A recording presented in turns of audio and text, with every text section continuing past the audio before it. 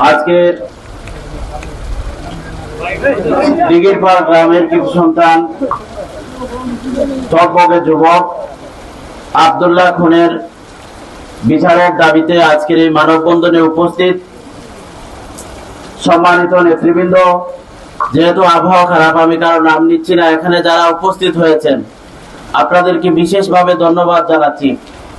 এই বৃষ্টির মধ্যে যে আপনারা এখানে দাঁড়িয়ে আছেন, একটা খুনের বিচার চাচ্ছেন, আমার কাছে মনে হয় কেন জানি আমরা খুনের বিচারগুলো একটু বেছে বেছে দাবি করি।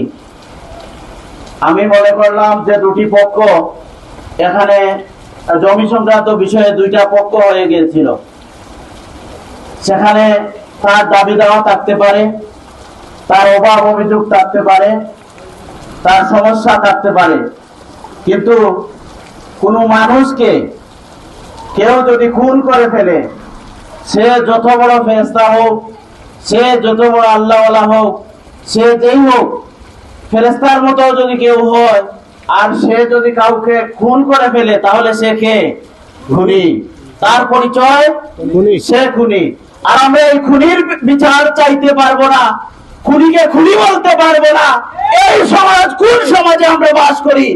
আমরা এখনো দেখতে পাচ্ছি এই আব্দুল্লাহ হত্যার জন্য প্রকৃত অর্থে সেই রকম জন সমর্থন বা বিচারের দাবিটি প্রকৃতভাবে উঠছে না। আমি আমাদের এই সমাজের নেতৃবৃন্দ যারা আছেন তাদের কাছে বিনীতভাবে অনুরোধ করব, খুনিকে যদি প্রশ্রয় দেন, ভবিষ্যতে আপনার ভাই খুন হবে, আপনার ছেলে খুন হবে, এই এলাকার পরিস্থিতি অস্থিতিশীল হবে। এজন্য প্রত্যেকের নৈতিক দায়িত্ব, খুন যারা করে ফেলবে তার কোনো পরিচয় নেই, তার একটাই পরিচয়, সে খুনি। আমি প্রশাসনের কাছে অনুরোধ করব, সামাজিক ভাবে রাজনৈতিক ভাবে নানা সমীকরণ থাকতে পারে, কিন্তু প্রশাসন আপনার কাজ কি? আপনার কাজ সঠিকভাবে তদন্ত করে যে প্রকৃত খুনি আছে সেই খুনিকে আইনের আওতায় নিয়ে আসা। আজ এতদিন হয়ে গেল, এখনো কেন কোনো আসামিকে গ্রেফতার করা হয় নাই? আমি অনুরোধ করব, এই সংস্কৃতি থেকে আমাদেরকে বেরিয়ে আসতে হবে। সে নিরাপদে হোক, সে নিরীহ হোক, গরিব হোক, তার সে যে খুন হয়েছে। এই যে আজকে আমি দিঘিরপাড় মসজিদে নামাজ পড়লাম, নামাজের পরে আব্দুল্লাহর বাবাকে কাকুতি মিনতি করে বলতে শুনলাম যে আমার ছেলের জন্য আজকে একটা মানববন্ধন, আপনারা সেখানে দাঁড়ান। কেন উনি বলবেন? এটা আমাদের কি নৈতিক দায়িত্ব নয় যে আব্দুল্লাহ খুনের বিচার আমরা চাই?